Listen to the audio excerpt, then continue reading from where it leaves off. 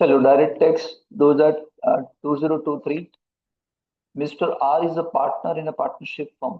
चलिए इसके अंदर क्या है मैं समझा देता हूँ आपको कि अगर किसी पार्टनर को पार्टनरशिप फर्म से प्रॉफिट में से कुछ भी हिस्सा मिलता है, अगर पार्टनरशिप फर्म ने टैक्स पे कर दिया है और टैक्स पे करने के बाद जो पार्टनरशिप फर्म अपना प्रॉफिट डिस्ट्रीब्यूट करती है ना, तो अगेन पार्टनर को टैक्स पे करना नहीं है। तो याद रखना 8,80,000 मिला है किसको, मिस्टर ए को, एज अ शेयरिंग प्रॉफिट। तो अगेन ए को टैक्स पे करना नहीं है, पूरा का पूरा क्या हो जाएगा, एग्जम्प्ट। ठीक है। चलिए क्वेश्चन नंबर 2। यूनिफॉर्म अलाउंसेस मिल रहे 15,000, यूनिफॉर्म अलाउंसेस मिल रहे 15,000 एंड 3,000 मिल रहे कन्वेंस अलाउंसेस। तो याद रखना 15,000 में से 9,000 उसने खर्चा किया था, तो टैक्सेबल होगा 6,000। और 3,000 में से उसने एक्सपेंस किया है कन्वेंस के लिए 1,000, तो टैक्सेबल हो जाएगा 2,000। तो 6 + 2 8,000 टैक्सेबल हो जाएगा। जितना आप खर्चा करोगे इतना एग्जाम्प्ट हो जाएगा। अलाउंसेस का वीडियो देखना यहाँ पे एडवाइजेबल है। ठीक है। मिस्टर एक्स चेन्नई में रहते हैं और उसको 3 lakh per annum as a basic salary है। 50,000 उसको एचआरए मिल रहा है पर एनम। रेंट पे कितना करता है, 40,000। कितना टैक्सेबल एचआरए होगा, है ना। तो क्या था, एचआरए के अंदर क्या था, आपको जितना एचआरए मिला, वो कितना एचआरए मिला था, 50,000। बीच एवर इज एग्जाम्प्ट हो जाएगा अगर आपको एचआरए की थ्योरी पता हो तो। 50,000 का तो एक्सेस ऑफ रेंट पेड, है ना, और 10% ऑफ सैलरी। बताओ आपने रेंट कितना पे किया है, रेंट पे किया है आपने 40,000, माइनस कर दोगे 10% ऑफ सैलरी, है ना। और यहाँ सैलरी का मतलब क्या था, बेसिक पे plus DA entering into retirement benefit and plus fixed percentage of commission on turnover achieved by him. ठीक है। ये क्वेश्चन में नहीं दिया है, ये क्वेश्चन में नहीं दिया है। सिर्फ क्या दिया है, बेसिक पे। बेसिक पे आपको दिया कितना था, 3 लाख। 3 लाख के 10% कितना हो जाएगा, 30,000। बाहर ले जाना, ये कितना हो जाएगा, 10,000। एंड 50% ऑफ सैलरी, है ना। 50 और 40% दो था। 50% कब आएगा, जब चेन्नई होगा, मुंबई होगा, कलकत्ता होगा एंड दिल्ली होगा। तो सैलरी के 50%, यानी 3 लाख के 50% कितना होगा, 1.5 लाख रुपए, 1,50,000। इन तीनों में से जो कम हो वो कितना, 10,000 बाहर जाएगा। और इसीलिए टैक्सेबल होगा 40,000। आपको पूछा क्या है, टैक्सेबल। टैक्सेबल कितना होगा, 40,000। ये गलत आंसर लिखा हुआ है। चलिए नेक्स्ट है, X received 18,250 per month as pension from central government during the previous 23-24। Per month pension मिल रहा है। याद रखना अगर पेंशन आपको अनकम्यूटेड मिलता है, यानी पेंशन आप मंथली मंथली लेते हो, तो सबके लिए टैक्सेबल हो जाएगा। तो यहाँ पे 18,250 इंटू तुमको कर देना है 12, है ना। तो ये हो जाने वाला है शायद, कर देना, ये कितना होगा, मेरे हिसाब से 2,19,000 हो जाएगा, है ना। तो ये पूरा टैक्सेबल हो जाएगा। ये आंसर गलत दिया है। पर मंथ पेंशन मिल रहा है, पर मंथ पेंशन सभी के लिए टैक्सेबल है, सिर्फ कम्यूटेड पेंशन में ही एग्जाम्पशन था। चलिए fifth question. Central government has been empowered by the enter number C80। ये तो कुछ है ही नहीं। Income tax is a progressive nature. Income tax regressive नहीं होता, प्रोग्रेसिव होता है। इसका मतलब क्या, जैसे जैसे आपकी इनकम बढ़ेगी वैसे वैसे टैक्स बढ़ेगा। इनकम बढ़ना, टैक्स बढ़ना, प्रोग्रेसिव बोलते हैं।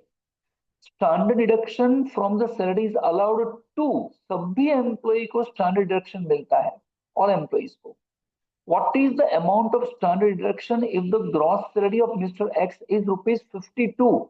याद रखना स्टैंडर्ड डिडक्शन मिलेगा कितना, आपकी जो ग्रॉस सैलरी होगी उतना का तो 50,000। इन दोनों में से जो कम होगा वो, यहाँ पे इस क्वेश्चन में ग्रॉस सैलरी दी है 52। 52 का तो 50 विच एवर इज लेस, तो 50 का आपको स्टैंडर्ड डिडक्शन मिलेगा इसका। ये आंसर आपको गलत दिया है। ठीक है। चलिए next. What is the maximum amount allowed as a standard deduction to an employ, कितना, 50,000। Next, deduction of entertainment allowances is available to. Entertainment allowances का डिडक्शन सिर्फ गवर्नमेंट एम्प्लॉय को मिलता है ना। Next, calculate the amount of deduction for entertainment allowances if the actual entertainment allowances 6,000 basis salary. चलिए बताओ, entertainment allowances मिला कितना है आपको? आपको मिला कितना है? 6,000। आपको which ever is less deduction मिलेगा 20% ऑफ बेसिक पे। बेसिक पे कितना था आपको? 40। तो 40,000 के 20% ये कितना होगा? 8,000। दूसरा एक लिमिट है 5,000 का, और का तो जितना अलाउंसेस मिला है उतना 6, विच एवर इज लेस। तो बार 5,000 आ जाएगा, माइनस कर देना, 1,000 क्या हो जाएगा? टैक्सेबल। मुझे पूछा क्या है? अमाउंट ऑफ डिडक्शन, कितना डिडक्शन मिलेगा? तो डिडक्शन तो 5 मिलेगा, तो आंसर आएगा 5। डिडक्शन 5 मिलने वाला है, टैक्सेबल 1 होगा, आंसर हमारा होगा 5। चलिए नेक्स्ट है, नेक्स्ट क्वेश्चन।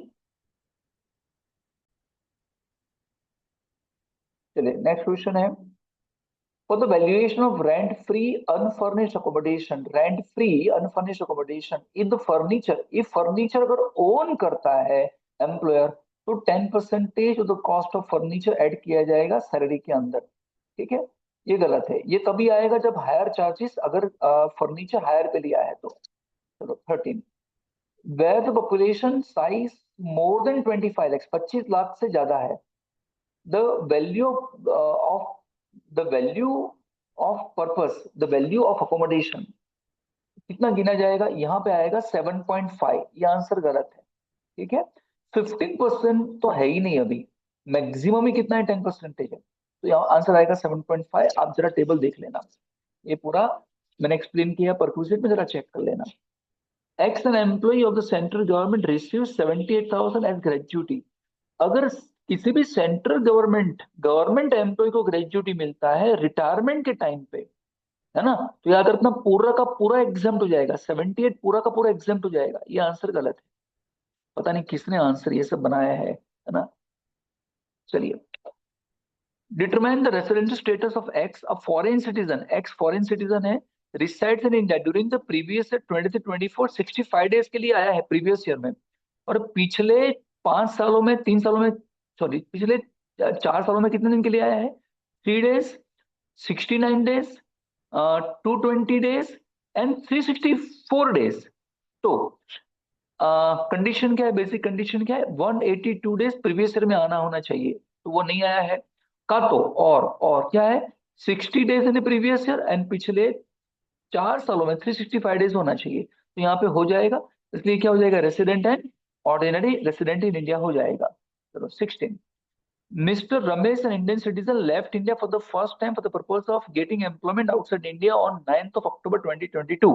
मतलब ये आने वाला है 22-23 के अंदर, पहली बार इंडिया छोड़ के बाहर गया। ही केम टू इंडिया ऑन 21 मार्च 2024 होना चाहिए यहाँ पे। Determine the residential status of mister Ramesh for the assessment year 24-25।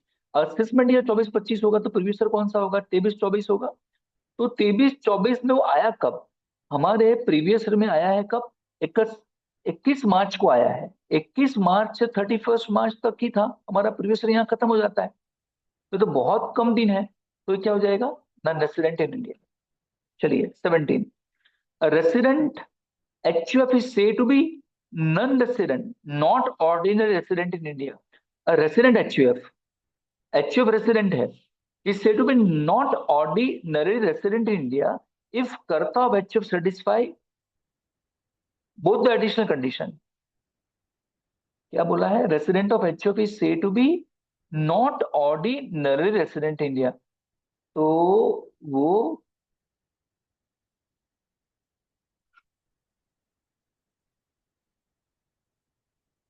if a resident FH is said to be none, not ordinary resident in India, मतलब resident and not ordinary resident, ये decide करना है ना हमको। तो क्या होगा? जब वो एडिशनल कंडीशन सेटिस्फाई नहीं करेगा, दोनों ही, तो सेटिस्फाई लिखा है।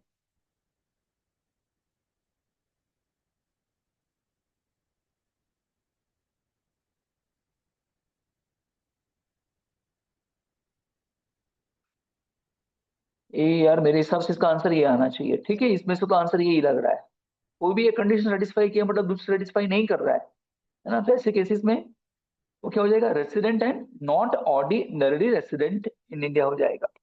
चलिए, अ फॉरेन कंपनी से to be resident in India only if, yes foreign company यहाँ पे रेसिडेंट कब कहलाएगी, जब place of effective management India में होगा, तो ये आंसर सही है। चलिए, mister Amit is resident but not ordinary resident in India, having interest income from deposit in USA.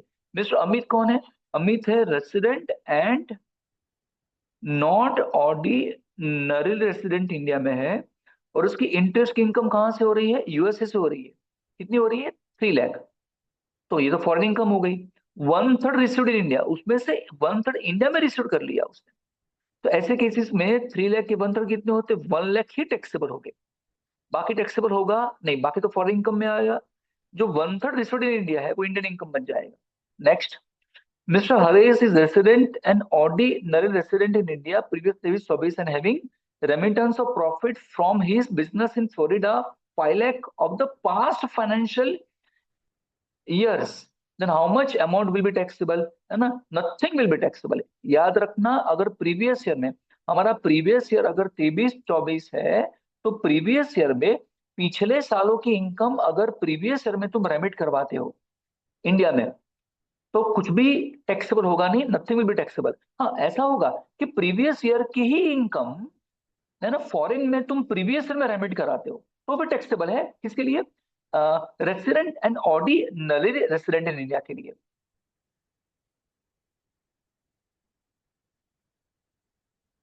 ठीक है, तो मेरे हिसाब से ये तो टैक्सेबल नहीं है, नथिंग विल बी टैक्सेबल होना चाहिए। ठीक है, चलिए, एंड लास्ट पेज। चलिए, नेक्स्ट क्या है, residency status of Mr. Karan for the previous year 23-24 is resident but not ordinary resident. Resident but not ordinary resident है। He has earned 4,80,000 from business situated in at USA. ये business foreign में है। Being control from India, अगर business foreign में है, control from India है, the whole income from business received by Mr. Karan in USA, what will be the taxable amount in the hands of Mr. Karan, है ना। ऐसा अगर आपको याद हो तो इंडियन इनकम तीनों के लिए टैक्सेबल है। फॉरेन इनकम डिपेंड करता है कि बिजनेस कंट्रोल फ्रॉम इंडिया है तो taxable, taxable not taxable. Business not control from India है, taxable not taxable not taxable, है ना। प्रोफेशन सेटअप इन इंडिया है तो taxable taxable not taxable, and profession setup outside India है तो taxable not taxable not taxable, and any other income, दूसरी कोई भी इनकम हो, taxable not taxable not taxable. यहाँ पे क्या है, रेसिडेंट एंड ऑर्डिनरी रेसिडेंट, तो फॉरेन इनकम तो है ही, रेसिडेंट एंड ऑर्डिनरी ये वाला है, और बिजनेस कंट्रोल फ्रॉम इंडिया है तो ये वाला में आता है। तो ऐसे केसेस में पूरा का पूरा टैक्सेबल हो जाएगा। Which of the following statement are incorrect, सही नहीं है, in respect of the first previous year for the newly set up business or profession, incorrect है। The period beginning from the date of setting of business and ending on, ये तो correct है, ये सही है, बट ये हमारा answer नहीं है। It will always start from 1st April, ये incorrect है। It can be less than, ये भी correct है। It can never exceed, ये भी correct है। तो आंसर बी होना चाहिए, बी आंसर होना चाहिए, याद रखना, ये बी इनकरेक्ट है। It will always start from, कैसे 1st अप्रैल से स्टार्ट होगा, है ना, जब तुमने बिजनेस स्टार्ट किया होगा। अगर पूरा प्रीवियस ईयर है, पूरा प्रीवियस ईयर है, अगर तुमने यहाँ से बिजनेस स्टार्ट किया तो यहाँ से स्टार्ट, यहाँ पे खत्म होगा, तो यहाँ से थोड़ी स्टार्ट होगा। ये गलत आंसर है। Which of the following are persons as per section 223 of the income tax act? Limited liability partnership form person है, यस। एओपीबीओ दोनों पर्सन है, यस, है ना। तो ये बी एंड सी दोनों, मतलब आंसर बी एंड सी ये वाला। विच of the following income is taxable in the same year in which it is earn, जिस साल में पैसे कमाए उसी साल में आपको टैक्स पे करना पड़ेगा, है ना। तो याद रखना, income of person living India for longer period, ये था। याद है ना, वो 5 केसेस थे, है ना। वो शिपिंग बिजनेस वाला था, फिर प्रॉपर्टी ट्रांसफर करते थे वो वाला था, एक क्वेश्चन अलग से है। तो ये है हमारा आंसर। तो इन लोगों का इनकम टैक्स उसी साल में पे कर देना पड़ेगा, है ना, क्योंकि आप इंडिया छोड़ के जा रहे हो इसलिए। चलिए, next, any person who does not deduct tax at source after deduction tax fails to pay deduction tax to the government is called assessing default। Which of the following is not considered as income under the provision of, कौन सा pin money income नहीं है? Pin money क्या होता है? जो husband की salary में से नहीं कुछ पैसे हस्बैंड अपनी पगार अपनी वाइफ को पे करता है, और वाइफ उस सैलरी में से कुछ पैसे बचा के रखती है, इसे बोलते हैं पिन मनी। तो पिन मनी इनकम नहीं है। Mister Amit has received scholarship of 90,000 अगर एजुकेशन स्कॉलरशिप मिल रही है, अगर आपको गवर्नमेंट से मिले कि नॉन गवर्नमेंट से मिले, है ना, अगर आपको एजुकेशन स्कॉलरशिप मिल रही है तो पूरा का पूरा क्या हो जाएगा? एग्जाम। तो नथिंग विल बी टैक्सेबल, है ना, कैलकुलेट द टैक्सेबल, कुछ भी टैक्सेबल नहीं होगा। और आपको ये देखना ही नहीं कि कितने पैसे खर्च किए, वो देखना ही नहीं है, सबका सब एग्जाम हो जाएगा। Mister A received rent of 30 per month during 23-24 from land which is situated in India and is used to agriculture। अगर आपको एग्रीकल्चरल पर्पस, अगर आपके पास वो एग्रीकल्चरल लैंड है, एग्रीकल्चरल लैंड से आपको रेंट मिलता है या कोई भी रेवेन्यू इनकम हो रही है, तो याद रखना ये पूरा का पूरा क्या हो जाएगा? एग्जम्प्ट हो जाएगा, है ना। विच of the following is which of the following income is partly taxable, है ना, कौन सी पार्टली टैक्सेबल इनकम है? Payment received from family income by member of, ये तो एग्जम्प्टेड है। अगर एक्चुएफ अपने अपने मेंबर को कोई इनकम ट्रांसफर करता है तो एग्जम्प्ट है। Share of profit from partnership firm, ये भी एग्जम्प्ट है ना। एक बार पार्टनरशिप फर्म ने टैक्स पे कर दिया तो पार्टनर को टैक्स पे नहीं करना होता है।